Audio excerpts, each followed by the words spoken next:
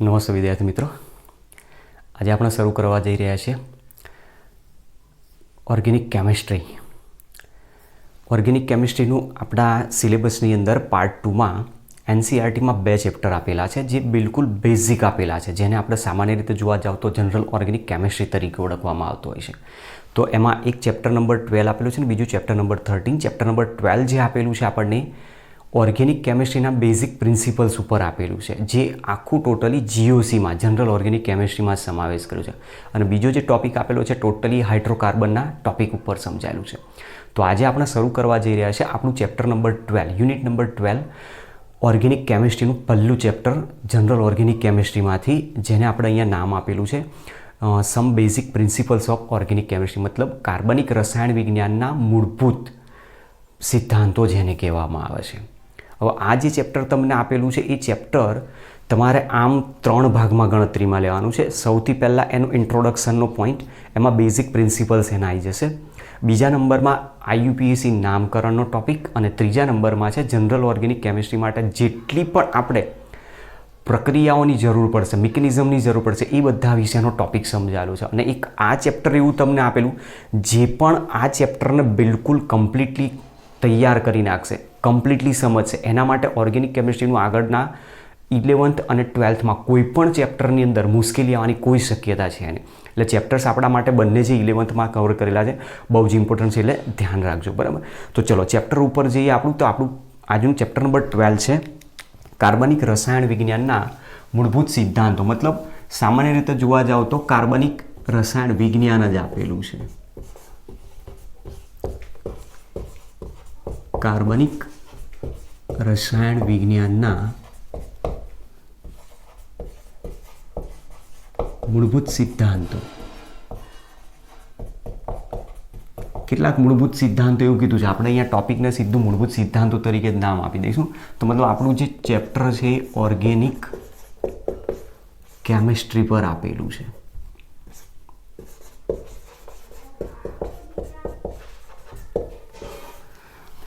હવે આની અંદર એકચ્યુઅલી ઓર્ગેનિક કેમિસ્ટ્રીની હવે જરૂર શા માટે પડી એ પહેલાં આપણે તો સમજી લઈએ.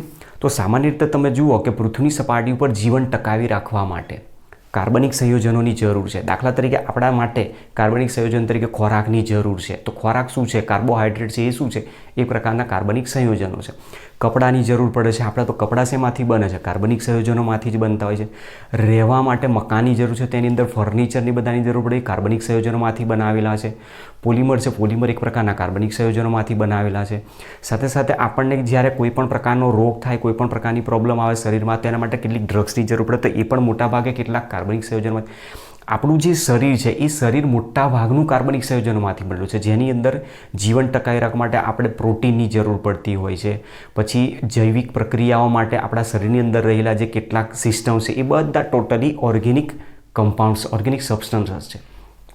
તો સૌથી પહેલો આપણને પ્રશ્ન એ થાય કે કાર્બનિક પદાર્થ કોને કહી શકાય અને અકાર્બનિક પદાર્થ કોને કહી શકાય. મતલબ ઓર્ગેનિક સબસ્ટન્સ શું અને ઇનઓર્ગેનિક સબસ્ટન્સ કોને કહી શકાય, ઓર્ગેનિક કમ્પાઉન્ડ્સ, ઇનઓર્ગેનિક કમ્પાઉન્ડ્સ કોને કહી શકાય. તો સામાન્ય રીતે જે સજીવ સ્ત્રોતોમાંથી મળી આવે છે એને આપણે કાર્બનિક સંયોજનો તરીકે નામ આપીએ છીએ. સજીવ સ્ત્રોતોમાંથી મળી આવતા સંયોજનોને કાર્બનિક સંયોજનો કહેવાય. અને પૃથ્વીની જે અપર ક્રસ્ટ સપાટી જે છે, પૃથ્વીની અપર ક્રસ્ટમાંથી જે મળી આવે છે, નિર્જીવ સ્ત્રોતોમાંથી જે મળી આવે છે, એને આપણે અકાર્બનિક પદાર્થો તરીકે નામ આપેલું. તો તમારે જનરલ બેઝિક બંને વચ્ચેનો એક ડિફરન્સ ખાલી ધ્યાન રાખવાનો છે પહેલાં, કે ઓર્ગેનિક સબસ્ટન્સ કોને કહી શકાય, ઇનઓર્ગેનિક સબસ્ટન્સ કોને કહી શકાય. તો ઓર્ગેનિક સબસ્ટન્સ કાર્બનિક પદાર્થો જે સજીવ સ્ત્રોતમાંથી, લિવિંગ ઓર્ગેનિઝમથી મળી આવે છે, અને જે નિર્જીવ સ્ત્રોતોમાંથી મળી આવે છે એને મોટાભાગે અપર ક્રસ્ટમાંથી જ મળી આવે છે, એને આપણે અકાર્બનિક પદાર્થો તરીકે નામ આપીએ છીએ. હવે એકચ્યુઅલી ઓર્ગેનિક કેમિસ્ટ્રીની શરૂઆત ક્યાંથી થઈ એને આપણે એનો પહેલાં પ્રસ્તાવનામાં સમજવાનો પ્રયત્ન કરીએ. તો સૌથી પહેલાં ઈસવીસન 1785ની સાલમાં એન્ટોની લેવોઇઝર, નામ ઓલરેડી તમારે આવી ગયેલું છે.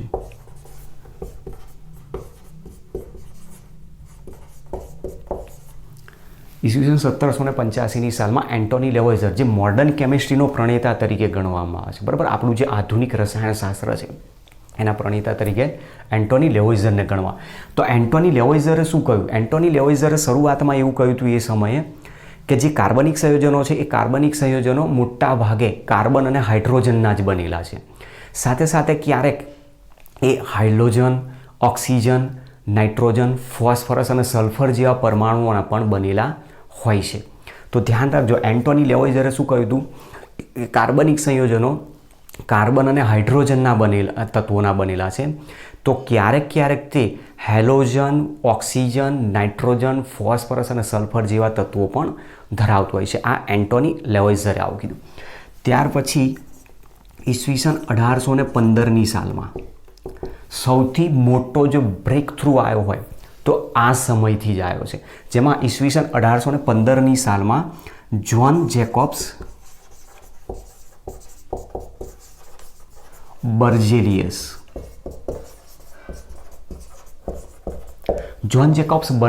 આવ્યો અને એ જ્હોન જેકોબ્સ બર્જેલિયસે એક થિયરીની રજૂઆત કરી જેને વાઇટલ ફોર્સ થિયરી તરીકે ઓળખવામાં આવે છે.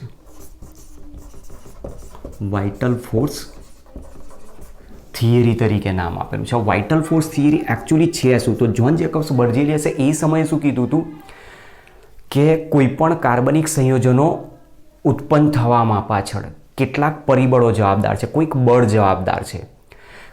કાર્બનિક સંયોજનોને અકાર્બનિક પદાર્થના ઉપયોગ દ્વારા પ્રયોગશાળામાં ક્યારેય સાંશ્લેષિત રીતે મેળવી શકાતા નથી, પણ કાર્બનિક સંયોજનો ઉદ્ભવવા પાછળ કોઈક બળ જવાબદાર છે, કોઈક પરિબળ જવાબદાર છે. અને એ થિયરી માટે જે નામ આપ્યું હતું એનું જ નામ છે વાઇટલ ફોર્સ થિયરી. તો વાઇટલ ફોર્સ થિયરી એવું કહે છે કે કાર્બનિક સંયોજનો પ્રયોગશાળામાં અકાર્બનિક પદાર્થનો ઉપયોગ કરીને સાંશ્લેષિત રીતે મેળવી શકાતા નથી. ચલો, ત્યાર પછી ઈસવીસન 1828માં વાઇટલ ફોર્સ થિયરીનો પોઈન્ટ ધ્યાન રાખજો. હા, જે કહેવા માગે છે આમાં કે વાઇટલ ફોર્સ થિયરી એકચ્યુઅલી છે શું? તો આ એની પૂર્વ ભૂમિકા આપણને અહીંયા ઇતિહાસ સમજાવેલો છે કાર્બનિક રસાયણશાસ્ત્ર માટેનો. તો વાઇટલ ફોર્સ થિયરીમાં આપણને એવું કીધું છે કે સાંશ્લેષિત રીતે કાર્બનિક સંયોજન પ્રયોગશાળામાં અકાર્બનિક પદાર્થનો ઉપયોગ કરીને મેળવી શકાતા નથી. ત્યાર પછી ઈસવીસન 1828ની સાલમાં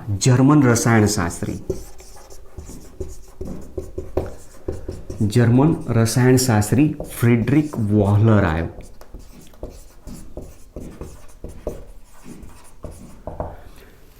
અને ફ્રેડરિક વોહલરે શું કર્યું? અકાર્બનિક પદાર્થનો જ ઉપયોગ કર્યો. એમોનિયમ સાયનેટ, અકાર્બનિક પદાર્થ એમોનિયમ સાયનેટનો ઉપયોગ કરીને એમાંથી કાર્બનિક પદાર્થ સૌથી પહેલાં શોધી નાખ્યો સાંશ્લેષિત રીતે. અને એ સૌથી પહેલો જે કાર્બનિક પદાર્થ શોધાયેલો એનું નામ છે યુરિયા. તો એમોનિયમ સાયનેટ એકચ્યુઅલી બને કઈ રીતે? તો પોટેશિયમ સાયનેટ છે, KCNO, પોટેશિયમ સાયનેટ. અને એની પ્રક્રિયા જ્યારે એમોનિયમ ક્લોરાઇડ સાથે કરવામાં આવે NH4Cl.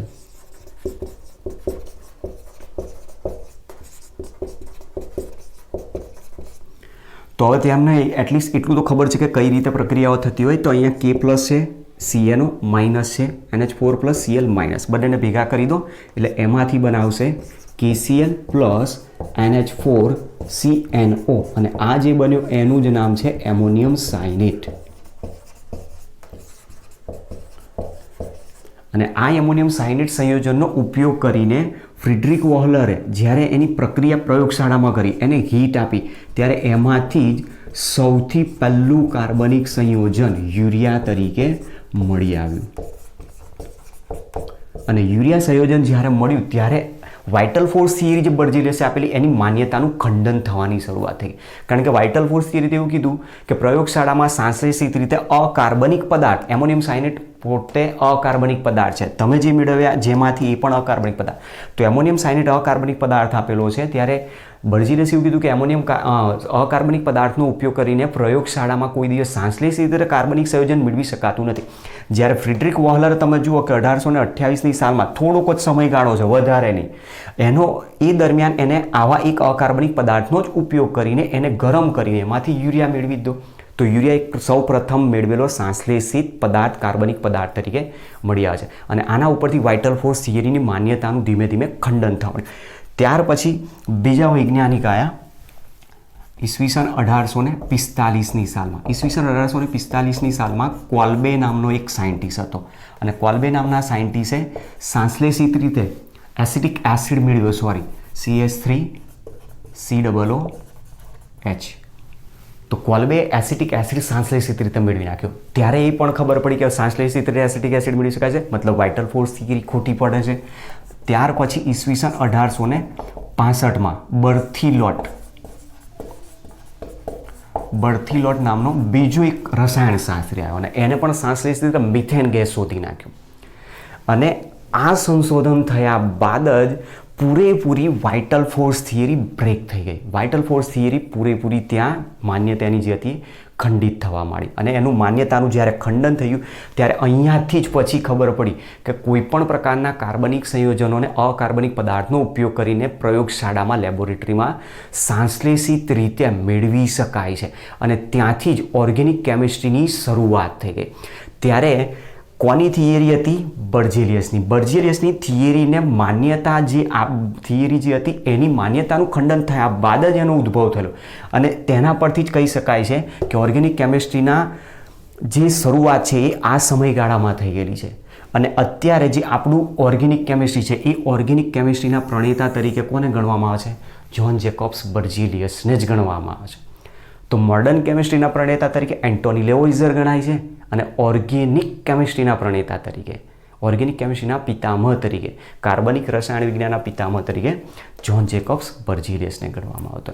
તો આ આપણને સૌથી પહેલાં એનો ઇતિહાસ સમજાયો છે કે એકચ્યુઅલી ઓર્ગેનિક કેમિસ્ટ્રીનો ઉદ્ભવ કઈ રીતે થયો.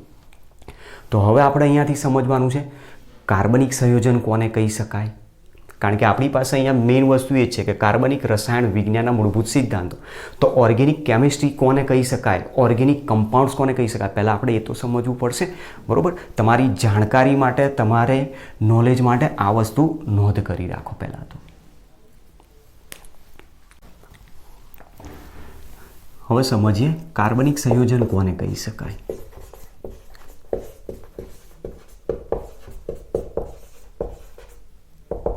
મતલબ ઓર્ગેનિક કમ્પાઉન્ડ્સ એકચ્યુઅલી કહેવાય કોને? તો શરૂમાં એવી માન્યતા હતી કે કાર્બનના બનેલા બધા સંયોજનોને કાર્બનિક સંયોજનો કહેવાય. ના, પણ એકચ્યુઅલી એવું નથી. કારણ કે એન્ટોની લેવોઇઝરે કહી દીધું કે કાર્બનિક સંયોજનો મોટા ભાગના કાર્બન અને હાઇડ્રોજનના જ બનેલા છે.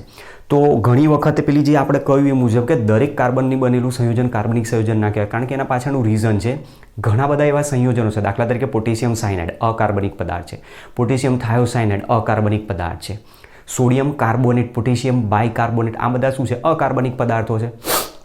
તો એ દરમિયાન માન્યતામાં એ જે સુધારો કરવામાં આવે એના આધારે વ્યાખ્યા આપેલી છે એવી કે કાર્બનિક સંયોજનો કોને કહી શકાય? તો કાર્બન અને હાઇડ્રોજનના બનેલા સંયોજનો, એટલે કે હાઇડ્રોકાર્બન જેને કહેવામાં આવે છે. એ હાઇડ્રોકાર્બન ઉપરાંત તેમાંથી મેળવેલા સંયોજનો જેને કાર્બનિક સંયોજનો તરીકે ઓળખવામાં આવે છે. એટલે અહીંયા આપણે કહી શકીએ કે કાર્બનના ઓક્સાઇડ અને કાર્બોનેટ, કાર્બનના ઓક્સાઇડ, હાઇડ્રોક્સાઇડ અને કાર્બોનેટ સિવાયના જે સંયોજનો છે, હાઇડ્રોકાર્બન અને તેમાંથી મેળવેલા સંયોજનો જેને આપણે કાર્બનિક સંયોજનો તરીકે નામ આપીએ.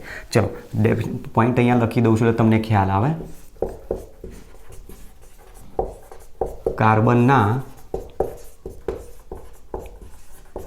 ઓક્સાઇડ, હાઇડ્રોક્સાઇડ અને કાર્બોનેટ સિવાયના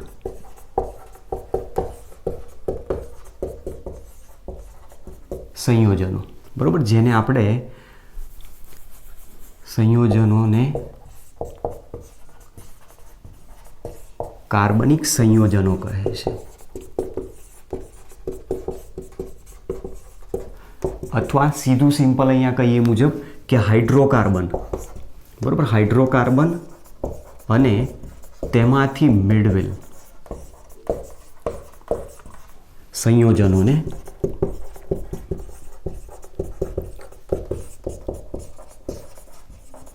કાર્બનિક સંયોજનો કહે છે. સિમ્પલમાં સિમ્પલ આને વસ્તુ ધ્યાન રાખો. હાઇડ્રોકાર્બનની અહીંયા વાત કરેલી છે. હાઇડ્રોકાર્બન મૂળભૂત રીતે કાર્બન અને હાઇડ્રોજનના બનેલા છે. એટલે આ વસ્તુ ધ્યાન રાખવાનું કે હાઇડ્રોકાર્બન કોને કહી શકાય? તો કાર્બન અને હાઇડ્રોજનના જ બનેલા તત્વો સંયોજનો છે. કાર્બન અને હાઇડ્રોજન દ્વારા બનેલા જે સંયોજનો છે એને આપણે હાઇડ્રોકાર્બન કહીએ. અને એ હાઇડ્રોકાર્બનમાંથી મેળવેલું પણ જો સંયોજન હોય તો એને કાર્બનિક સંયોજન કહી શકાય. મતલબ હાઇડ્રોકાર્બન પોતે પણ કાર્બનિક સંયોજન છે ને એમાંથી મળેલું સંયોજન પણ આપણે કહી શકીએ છીએ કાર્બનિક સંયોજન. તો એ કઈ રીતે છે એને સમજીએ. જુઓ, દાખલા તરીકે હાઇડ્રોકાર્બન તમે ભણીને આવ્યા છો ધોરણ 10ની અંદર, CH4 મિથેન છે. મિથેનમાંથી અહીંયા હું હાઇડ્રોજન દૂર કરી નાખું અને એની જગ્યાએ શું કરી દઉં, ક્લોરીન મૂકી દો. તો મિથેન પોતે હાઇડ્રોકાર્બન સંયોજન છે ને એમાંથી તમે મેળવેલું સંયોજન ક્લોરોમિથેન, જેને પણ આપણે કાર્બનિક સંયોજન તરીકે નામ આપી શકીએ છીએ. ચલો, હવે ત્યાર પછી અહીંયા આપણે હાઇડ્રોકાર્બનનું વર્ગીકરણને સમજીએ. હાઇડ્રોકાર્બનનું વર્ગીકરણ કઈ રીતે થઈ શકતું હોય? તો જે હાઇડ્રોકાર્બન છે એ હાઇડ્રોકાર્બનનું વર્ગીકરણ મેઇનલી બે રીતે કરવામાં આવે છે. એમાં એક સંતૃપ્ત હાઇડ્રોકાર્બન,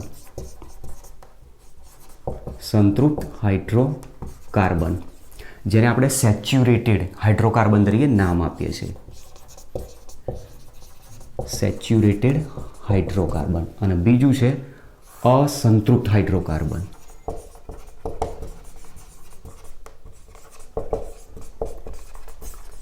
અસંતૃપ્ત હાઇડ્રોકાર્બન એટલે અનસેચ્યુરેટેડ હાઇડ્રોકાર્બન તરીકે ઓળખવામાં. જેમાં સંતૃપ્ત હાઇડ્રોકાર્બન આપેલો છે. સંતૃપ્ત હાઇડ્રોકાર્બનમાં આલ્કેન સંયોજનોનો સમાવેશ થાય. આલ્કેન સંયોજન કોને કહી શકાય? કે જેમાં કાર્બન કાર્બન સિંગલ બોન્ડથી જોડાયેલા હોય એને આપણે આલ્કેન હાઇડ્રોકાર્બન તરીકે નામ આપતા હોઈએ છીએ. ચલો, ત્યાર પછી અસંતૃપ્ત હાઇડ્રોકાર્બન બે કેટેગરીમાં ફરી ડિવાઈડ કરવામાં આવે છે. એમાં એક છે આલ્કીન સંયોજનો, જેમાં કાર્બન કાર્બન ઓછામાં ઓછું એક ડબલ બોન્ડથી જોડાયેલો હોવો જ જોઈએ. અને બીજો છે આલ્કાઇન.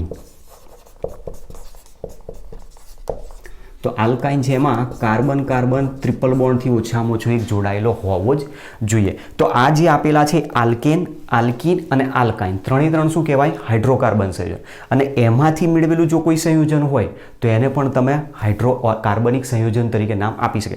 તો આ ત્રણ હાઇડ્રોકાર્બન છે અને હાઇડ્રોકાર્બન પોતે જ એક કાર્બનિક સંયોજન કહેવાય. એમાંથી મેળવેલા સંયોજનોને પણ કાર્બનિક સંયોજનો તરીકે ઓળખી શકાય. દાખલા તરીકે ઉદાહરણ સમજીએ. જુઓ, આલ્કેન હાઇડ્રોકાર્બનનું ઉદાહરણ આપણી પાસે પહેલું અહીંયા છે. મિથેન તરીકે આલ્કેન હતો, એમાંથી તમે બીજું એક સંયોજન મેળવ્યું તો એ CH3Cl કાર્બનિક સંયોજન. આલ્કીન જો આપેલો હોય તો CH2 ડબલ બોન્ડ CH2 અને એમાંથી કોઈ સંયોજન મેળવ્યું CH2CH CHO. આ રીતનું જ્યારે સંયોજન મેળવેલું હોય તો આ પણ શું છે? એક પ્રકારનો કાર્બનિક સંયોજન જ કહેવાય. આલ્કાઇન આપેલો હોય CH ટ્રિપલ બોન્ડ CH, એમાંથી કોઈ સંયોજન મેળવ્યું, સપોઝ માની લો કે CH ટ્રિપલ બોન્ડ C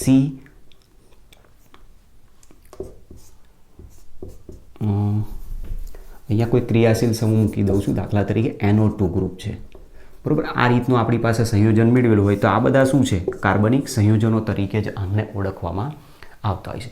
તો સૌથી પહેલાં આપણે જોયું મુજબ કે હાઇડ્રોકાર્બન કોને કહી શકાય, હાઇડ્રોકાર્બન સંયોજનો કઈ રીતે બનેલા છે, હાઇડ્રોકાર્બનનું વર્ગીકરણ કઈ રીતે થઈ શકે છે. હવે આપણે આની અંદરથી સમજવાનો પ્રયત્ન કરીએ કે કાર્બનિક સંયોજનમાં મૂળભૂત રીતે તો મેઇન કોણ છે? કાર્બન પોતે જ છે. તો હવે એ કાર્બન કયા કારણથી કાર્બનિક સંયોજનો બનાવી શકે છે એનો પોઈન્ટ આપણે સમજવાનું, જેને આપણે કાર્બનની ચતુસંયોજકતા તરીકે નામ આપીએ છીએ, બરાબર. તો જોઈએ કાર્બનની ચતુસંયોજકતા શું કહેવા માંગે છે. સાથે સાથે જે આપણી પાસે કાર્બનિક સંયોજનો છે, કાર્બનિક સંયોજનોનું નિરૂપણ, કાર્બનિક અણુનું નિરૂપણ કઈ રીતે કરવામાં આવે છે એ પોઈન્ટ પણ આપણે સમજવો પડશે. હવે સમજવાનો પ્રયત્ન કરીએ કાર્બનની ચતુસંયોજકતા.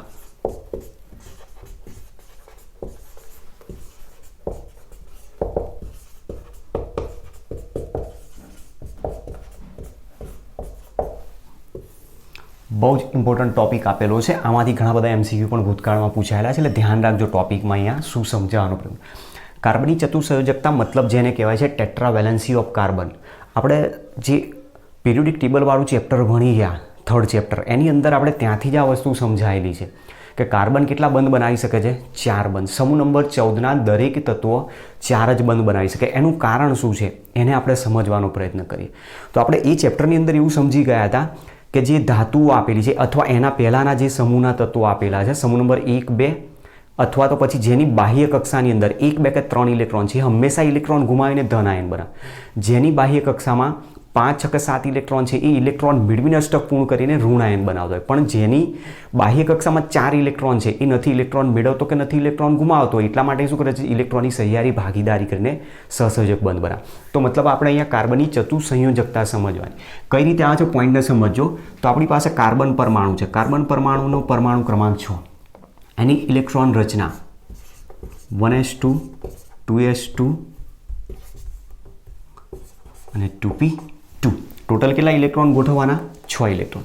એમાં આ એની બાહ્ય કક્ષા થઈ ગઈ. બાહ્ય કક્ષા કઈ રીતે નક્કી થાય તો એ પણ આપણે સમજાયું હતું કે તમારી પાસે જે પરમાણુની ઇલેક્ટ્રોન રચના આપેલી હોય, જે તત્વની ઇલેક્ટ્રોન રચના આપેલી હોય, એમાં મુખ્ય ક્વોન્ટમાંક જેનો વધારે હોય એ એની બાહ્યતમ કક્ષા કરી ગયો, વેલેન્સ શેલ કહેવામાં. અહીંયા મુખ્ય ક્વોન્ટમાંક 1 છે, અહીંયા મુખ્ય ક્વોન્ટમાંક 2 છે. તો મુખ્ય ક્વોન્ટમાંક 2 ધરાવતી કક્ષા જે આપેલી છે એની સંયોજકતા કોષ દર્શાવેલી છે આપણને. તો આ ઇલેક્ટ્રોન રચનાનું હું આ રીતે પણ લખી શકું, આ અબંધકારક ઇલેક્ટ્રોન યુગ્મ હિલિયમ કોર તરીકે, હિલિયમ કોર 2s2 2p2. હવે 2pની ગૌણ કક્ષકો કેટલી? Total 3, 2px 2py 2pz. તો એ રીતે જો ગોઠવીએ તો helium core 2s2 2p x1 2p y1 અને 2pz શું થઈ જાય? 0 થઈ જાય. 3 કક્ષકો છે સમાન શક્તિ સપાટી ધરાવતી. તો એની અંદર તમે ભણી ગયા છો બધા નિયમો. એમાં હુન્ડના નિયમ મુજબ ઇલેક્ટ્રોન સમાંતર સ્પિનથી જ ગોઠવાતા હોય. આઉબાઉનો નિયમ શું કહે છે? હંમેશા ઇલેક્ટ્રોન સૌથી પહેલાં નીચી શક્તિ સપાટી ધરાવતી કક્ષકમાં દાખલ થાય. જ્યારે હુન્ડનો નિયમ કહે છે કે ઇલેક્ટ્રોન સમાન શક્તિ સપાટી ધરાવતી કક્ષકોમાં સૌથી પહેલાં સમાંતર સ્પિનથી ગોઠવાય. પૂર્ણ થઈ ગયા, અર્ધપૂર્ણ ભરાઈ ગયા બાદ જ ઇલેક્ટ્રોનનું યુગ્મીકરણ થાય. હવે આ જે કક્ષકને આ જે ઇલેક્ટ્રોન રચના આપેલી છે એ કાર્બન પરમાણુની ભૂમિય અવસ્થાની મતલબ ગ્રાઉન્ડ સ્ટેટની ઇલેક્ટ્રોન રચના આપી છે એવું કહી શકાય. એ જે ગ્રાઉન્ડ સ્ટેટની ઇલેક્ટ્રોન રચના આપેલી છે એની જો બોક્સ ઇલેક્ટ્રોન રચના લખીએ તો એની બોક્સ ઇલેક્ટ્રોન રચના આપણે આ રીતે દર્શાવી શકીએ. બોક્સ ઇલેક્ટ્રોન રચનામાં એક કક્ષક છે S, અને એ જે S કક્ષક આપી છે જેને આપણે 2s તરીકે નામ આપીએ છીએ, અને 3 p કક્ષકો છે જેમાં p કક્ષકોમાં 2px 2py અને 2pz. હવે જેટલા ઇલેક્ટ્રોન દેખાય છે એટલા ઇલેક્ટ્રોન ગોઠવી દો. 2sમાં 2 ઇલેક્ટ્રોન છે તો પેર્ડ ઇલેક્ટ્રોન ગોઠવી દો, અને 2pxમાં ટોટલ 2pમાં 2 ઇલેક્ટ્રોન હતા તો 2 ઇલેક્ટ્રોન ગોઠવવાના, એટલે ઇલેક્ટ્રોનની ગોઠવણી કેવી રીતે થવી જોઈએ? સમાંતર સ્પિનથી થવી જોઈએ. હવે મેઇન પ્રશ્ન આપણો અહીંયાથી ઉદ્ભવ્યો કે કાર્બનની બાહ્યતમ કક્ષામાં તમે જુઓ ટોટલ કેટલા ઇલેક્ટ્રોન છે? 4. તો એને અષ્ટક પૂર્ણ કરવા કેટલા ઇલેક્ટ્રોનની જરૂર છે? 4 ઇલેક્ટ્રોનની જરૂર. હવે એની જ્યારે ભૂમિ અવસ્થાની ઇલેક્ટ્રોન રચનાની વાત કરીએ, ભૂમિ અવસ્થાની ઇલેક્ટ્રોન રચના બતાવે છે કે કાર્બનની 2sમાં એક પણ ઇલેક્ટ્રોન અયુગ્મિત નથી, જ્યારે અહીંયા પીમાં 2 અયુગ્મિત ઇલેક્ટ્રોન છે. તો એ જ ઇલેક્ટ્રોન મેળવી શકે અને સહિયારી ભાગીદારી કરી શકે, કારણ કે અહીંયા શું કરે છે? એ સહસંયોજક બંધ બનાવે. તો સહસંયોજક બંધ બનાવવા માટે એની પાસે પણ એક અયુગ્મિત ઇલેક્ટ્રોન હોવો જોઈએ જે બીજા પાસેથી અયુગ્મિત ઇલેક્ટ્રોનની ભાગીદારી. તો કાર્બનની ભૂમિ અવસ્થામાં માત્ર 2 જ અયુગ્મિત ઇલેક્ટ્રોન છે, તો વધુમાં વધુ એ કેટલા ઇલેક્ટ્રોન મેળવી શકશે? 2. તો ટોટલ કેટલા થશે એની પાસે? બાહ્યતમ કક્ષામાં 2, 4 ને બીજા 2 આવશે એટલે 6 જ ઇલેક્ટ્રોન થશે. મતલબ કાર્બન ભૂમિ અવસ્થામાં 2 જ સહસંયોજક બંધ બનાવીને કુલ 6 ઇલેક્ટ્રોન ધારણ કરે છે, અને ભૂમિ અવસ્થામાં એનું અષ્ટક એ પૂર્ણ કરી શકતો નથી. અને એટલા માટે જ કાર્બનને હંમેશા ઉત્તેજિત અવસ્થામાં લઈ જવા. કાર્બનને ઉત્તેજિત અવસ્થામાં લઈ જવા માટે એને હીટ આપવામાં. ઉત્તેજિત અવસ્થામાં કાર્બનનો સિમ્બોલ છે C*, જેને આપણે એક્સાઇટેડ સ્ટેટ તરીકે નામ આપે છે. આ ગ્રાઉન્ડ સ્ટેટ કહેવાય ભૂમિ અવસ્થા, અને આને કહેવાય એક્સાઇટેડ સ્ટેટ એટલે કે ઉત્તેજિત અવસ્થા. બરોબર, નામ લખી દઉં છું અહીંયા, ભૂમિય અવસ્થા. અને ભૂમિ અવસ્થાની ઇલેક્ટ્રોન રચના આપણી પાસે આ દર્શાવેલી છે, જ્યારે આ ઉત્તેજિત અવસ્થાની ઇલેક્ટ્રોન રચના છે. હવે જો કાર્બનને ઉત્તેજિત અવસ્થામાં લઈ જવામાં, એને હીટ આપવામાં, તો ઘટના બનશે શું? ત્યાં કાર્બનને તમે જ્યારે હીટ આપશો ત્યારે એની બાહ્યતમ કક્ષામાં 2sમાં રહેલો જે એક ઇલેક્ટ્રોન, 2 ઇલેક્ટ્રોન છે, એમાંનો એક ઇલેક્ટ્રોન ક્યાં જતો રહેશે? જમ્પ મારીને ખાલી 2pz કક્ષકમાં જતો. તો એ દરમિયાન કાર્બનની ઉત્તેજિત અવસ્થાની ઇલેક્ટ્રોન રચના શું થઈ જશે? Helium core 2s1 2px1 2py1 અને 2pz1 તરીકે એની ઇલેક્ટ્રોન રચના થાય. તો એક શોર્ટ ક્વેશ્ચન તમારા અહીંયાથી પૂછાતા હોય, કાર્બનની ભૂમિ અવસ્થાની ઇલેક્ટ્રોન રચના, કાર્બનની ઉત્તેજિત અવસ્થાની ઇલેક્ટ્રોન રચના જણાવો, અથવા MCQ પૂછાય તો કઈ સાચી છે દર્શાવો. હવે આની બોક્સ ઇલેક્ટ્રોન રચના જો બનાવવામાં આવે તો 2s 2px 2py 2pz. તો 2sમાં એક ઇલેક્ટ્રોન છે એને મૂકી દો, 2px 2py અને 2pz ઝેડ. તો 2p(x)માં એક ઇલેક્ટ્રોન, 2py માં એક ઇલેક્ટ્રોન, 2pz માં એક ઇલેક્ટ્રોન. હવે તમે જુઓ ઉત્તેજિત અવસ્થામાં અને ભૂમિ અવસ્થામાં બંનેમાં ઘણો ડિફરન્ટ છે. ભૂમિ અવસ્થામાં એની પાસે 2 જ અયુગ્મિત ઇલેક્ટ્રોન હતા, તો 2 ઇલેક્ટ્રોન મેળવે, તો ટોટલ 4 અને 2 6 જ ઇલેક્ટ્રોન થતા. હવે અહીંયા ઉત્તેજિત અવસ્થામાં કાર્બન પાસે કુલ 4 અયુગ્મિત ઇલેક્ટ્રોન છે. અને 4 અયુગ્મિત ઇલેક્ટ્રોન હોવાના કારણે બીજા અન્ય કોઈક પરમાણુઓ પાસેથી 4 ઇલેક્ટ્રોન મેળવશે, અને 4 ઇલેક્ટ્રોન મેળવે એમાંથી એક S મેળવશે અને 3 P મેળવશે. તો ટોટલ કેટલા થઈ જાય બાહ્ય કક્ષામાં? 8 ઇલેક્ટ્રોન. અને એ પ્રમાણે કાર્બન અન્ય કોઈ 4 પરમાણુ પાસેથી 4 ઇલેક્ટ્રોનનું મેળવીને 4 સહસંયોજક બંધ બનાવવાની ક્ષમતા ધરાવે છે, અને 4 સહસંયોજક બંધ બનાવીને અષ્ટક પોતાનું કમ્પ્લીટ કરી દે છે.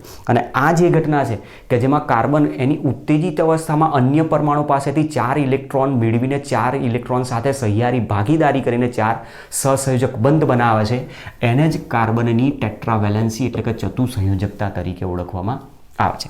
સાથે સાથે અહીંયા કહે છે મુજબ કે કાર્બનના જે 4 અયુગ્મિત ઇલેક્ટ્રોન ધરાવતી કક્ષકો છે એ કક્ષકો આમ અલગ અલગ છે, 2s અને 2p, જેમાં બંનેની ઉર્જા પણ અલગ અલગ હોય.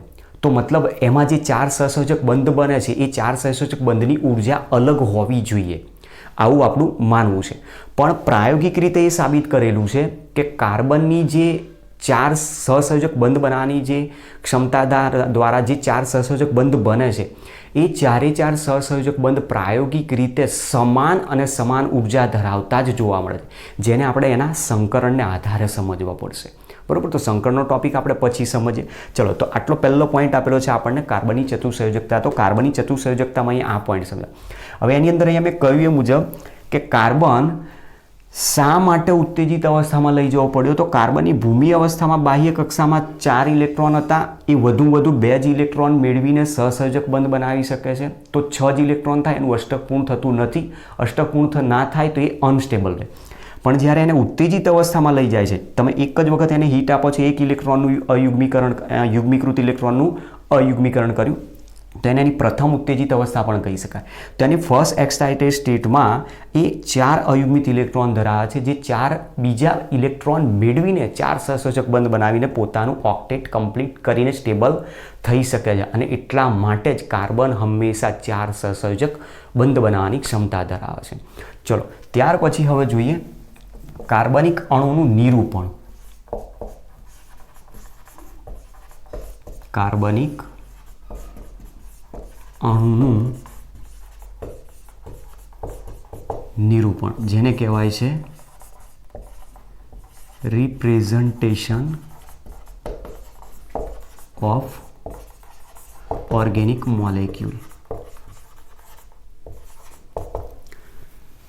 કાર્બનિક અણુનું નિરૂપણ જેને કહીએ છીએ આપણે. હવે કાર્બનિક અણુનું અહીંયા નિરૂપણ રિપ્રેઝન્ટેશન જે બતાવેલું છે, એ રિપ્રેઝન્ટેશન દર્શાવવા માટે અલગ અલગ 4 મેથડનો મોટા ભાગે યુઝ થતો હોય છે. એમાં એક મેથડ જે છે જેને આપણે મોલેક્યુલર ફોર્મ્યુલા સ્વરૂપે દર્શાવીએ છીએ.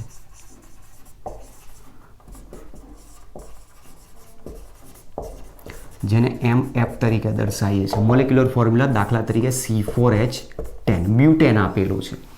બ્યુટેન હાઇડ્રોકાર્બન જે આપેલો છે આલ્કેન તરીકે, એને આપણે C4H10 તરીકે દર્શાવીએ છીએ. તો મતલબ એ કયા સ્વરૂપમાં છે? એની મોલેક્યુલર ફોર્મ્યુલા એટલે અણુસૂત્ર સ્વરૂપે છે. નંબર 2, કન્ડેન્સ્ડ સ્ટ્રક્ચરલ ફોર્મ્યુલા, જેને CSF તરીકે દર્શાવાય. કન્ડેન્સ્ડ સ્ટ્રક્ચરલ ફોર્મ્યુલા કઈ રીતે દર્શાવાય? તો એને તમે આ રીતે ભણીને આવ્યા છો, CH3 CH2 CH2 CH3. તો બ્યુટેનને હું આ રીતે દર્શાવું છું. તો આ શું કહેવાની? કન્ડેન્સ્ડ સ્ટ્રક્ચરલ ફોર્મ્યુલા તરીકે ઓળખવામાં આવે. Number 3, expanded structural formula. Expanded structural formula. હવે એક્સપાન્ડેડ સ્ટ્રક્ચરલ ફોર્મ્યુલા કઈ રીતે દર્શાવાય? તો એમાં કાર્બન તમારી પાસે જે દર્શાવેલા છે એની જોડે જોડાયેલા જે પરમાણુ હોય એને આ રીતે છૂટા દર્શાવવામાં આવે છે, એને ફેલાઈ દેવામાં આવે. તો અહીંયા બધી જગ્યાએ હાઇડ્રોજન જોડાયેલા છે. તો આને કહેવાય એક્સપાન્ડેડ સ્ટ્રક્ચરલ ફોર્મ્યુલા. અને ચોથી છે બોન્ડ લાઇન સ્ટ્રક્ચર.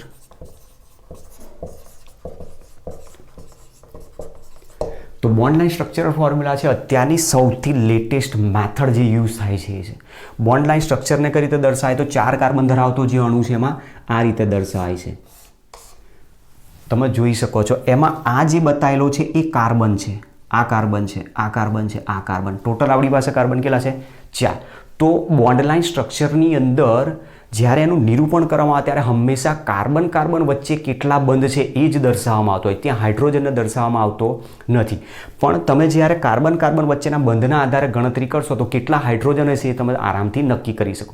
દાખલા તરીકે માનો કે અહીંયા આપણી પાસે કાર્બન છે, તો આ કાર્બન અહીંયા એક જ બંધથી જોડાયેલો છે, તો કાર્બનના કેટલા બંધ ખૂટ્યા? 3. તો 3 શું મૂકી દેવાના? હાઇડ્રોજન. પછી એ જ પ્રમાણે આ કાર્બનને જુઓ, આ કાર્બન અહીંયા એક બંધ બનાવે છે, અહીંયા એક બંધ બનાવે છે, તો ટોટલ ત્યાં કેટલા હાઇડ્રોજન ખૂટ્યા? 2. તો ત્યાં 2 હોવા જોઈએ. એ જ પ્રમાણે આ કાર્બન એક બંધ અહીંયા બનાવે છે, એક બંધ અહીંયા બનાવે, તો બે બંધ ખૂટ્યા એના, તો 2 હાઇડ્રોજન મૂકી દો. અહીંયા કાર્બન છે તો એની પાસે એક જ બંધ છે, 3 બંધ ખૂટે છે, 3 હાઇડ્રોજન ત્યાં મૂકી દો. તો મતલબ બોન્ડ લાઇન સ્ટ્રક્ચરની અંદર કાર્બન કાર્બન વચ્ચે કેટલા બંધ છે એના દ્વારા જ એનું નિરૂપણ કરવામાં આવતું હોય છે. તો આ રીતની આપણી પાસે 4 મેથડ રિપ્રેઝન્ટેશનમાં સમજાય. દાખલા તરીકે એક્ઝામ્પલ જો મારે દર્શાવવું છે તો એક આપણી પાસે આ એક્ઝામ્પલ છે.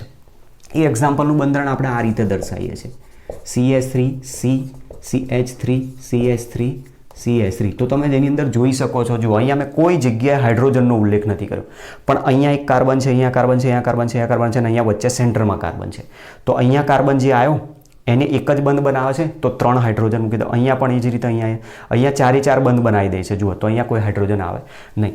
એ જ રીતે બીજું એક્ઝામ્પલ જો દર્શાવીએ તો આ રીતે પણ બોન્ડ લાઇન સ્ટ્રક્ચર સાયક્લિક ફોર્મમાં પણ દર્શાવવામાં આવતો હોય. હવે સાયક્લિક ફોર્મમાં જો બંધારણ હોય તો એને